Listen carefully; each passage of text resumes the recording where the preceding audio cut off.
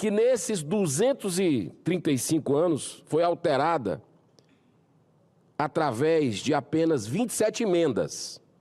A nossa Constituição, a do Brasil, é de 1988. E apesar de composta por 250 artigos, ela já recebeu 132 emendas nesses 37 anos. Isso porque, diferente dos Estados Unidos, a nossa Constituição nasceu após 21 anos de ditadura militar, que só foi interrompida depois que o Congresso Nacional aprovou uma anistia ampla, geral e irrestrita, pacificando todo o país.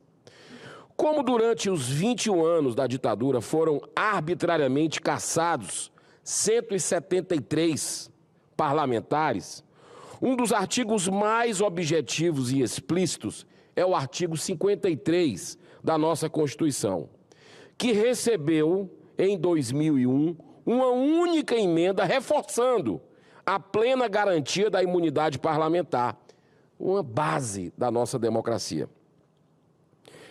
Diz esse artigo, abro aspas, deputados e senadores são invioláveis, civil e penalmente, por suas opiniões, palavras e votos. Está escrito, foi reforçado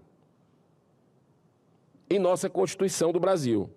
Mas mesmo assim, a ditadura da toga hoje vigente, que manda e desmanda nesse país, com a anuência do Senado Federal, pretende superar o regime militar, realizando verdadeira perseguição política com os críticos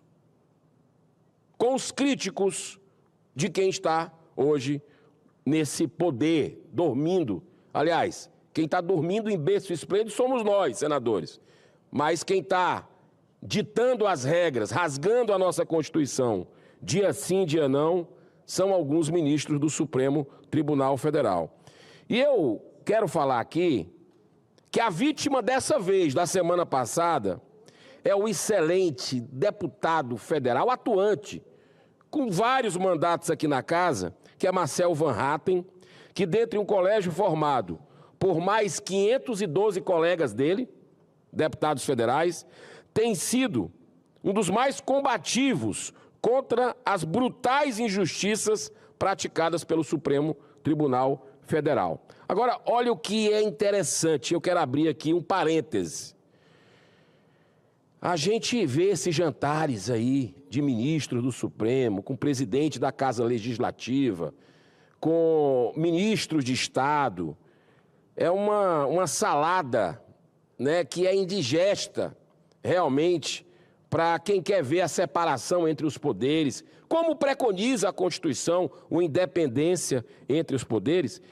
E a gente, de forma estarrecedora, viu agora, por exemplo, o Gilberto Kassab, que é o presidente do PSD, que tem vários senadores aqui na casa, né, sendo aí trazido de volta, porque o PSD estaria favorável pela reconciliação do Brasil a fundamental anistia de injustiçados com o protesto popular do dia 8 de janeiro.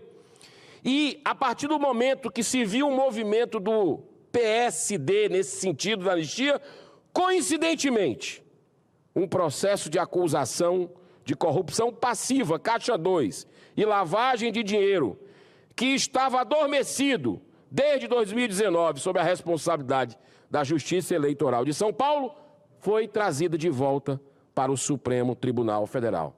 Pergunta que eu faço é o seguinte: claro que corrupção passiva, Caixa 2, lavagem de dinheiro, tem que ser investigada e punida ao extremo.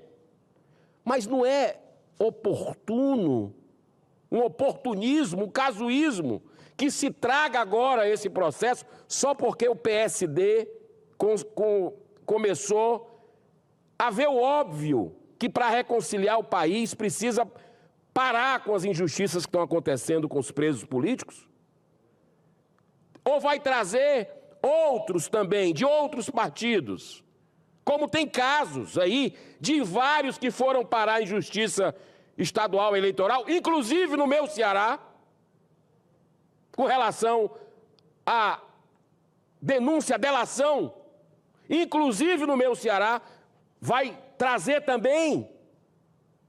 Ou isso aqui serve apenas de moeda de troca para perseguir quem não coaduna com esse sistema de intimidação que existe hoje no Brasil? O próprio ministro Alexandre de Moraes havia encaminhado o caso lá para a Justiça do Estado de São Paulo. Olha a curiosidade. Em 2021, a Justiça aceitou a denúncia, tornando o Kassab réu, e o processo seguiu o curso normal por anos.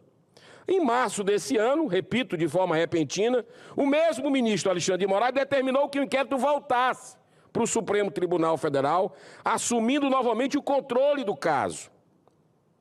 A justificativa usada foi uma recente mudança de entendimento sobre o foro privilegiado, entendimento esse que, na prática, permite que o STF continue com processos mesmo após o investigado deixar o cargo. Ou seja, eles ampliaram o prazo do foro, que já é uma vergonha ter foro, porque fica todo mundo na mão, comendo na mão dos ministros do STF.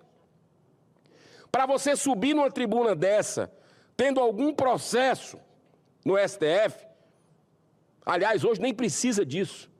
Tem parlamentares que falam aqui abertamente nos quatro cantos: rapaz, a gente tem que fazer uma autocensura, porque a tribuna já não vale mais nada.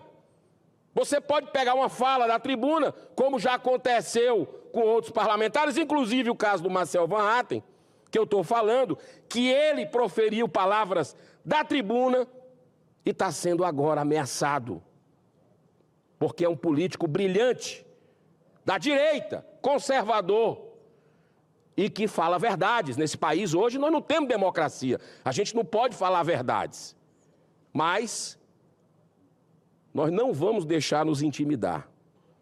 Chega de autocensura. Como disse a ministra Carmen Lúcia, e ela mesmo censurou, na véspera da eleição de 2022, censurando um documentário, censura prévia. Cala a boca já morreu, mas para alguns é subterfúgio ainda, para alguns é carta na manga, mas a história vai mostrar tudo isso. Por isso que eu quero jogar luz em cima dessas sombras. Olha só o que é que aconteceu. O problema disso tudo está no time. Essa decisão ocorre justamente no momento em que Kassab, presidente do PSD, passou a sinalizar apoio à anistia aos presos de 8 de janeiro. Poucos dias antes, Kassab havia se reunido com o ex-presidente Jair Bolsonaro para tratar o assunto, o que foi amplamente noticiado. A sequência dos fatos levanta uma suspeita legítima. Estaria o judiciário usando processos judiciais como instrumento de pressão política? Porque ali é um tribunal político mais do que nós, todos aqui. Hoje, o Supremo Tribunal Federal é mais político de todos nós. Comanda o Brasil politicamente e com a mão pesada, porque as leis são eles. As leis são eles. E a gente vê pouca divergência e acha estranho tudo isso que está acontecendo no Brasil.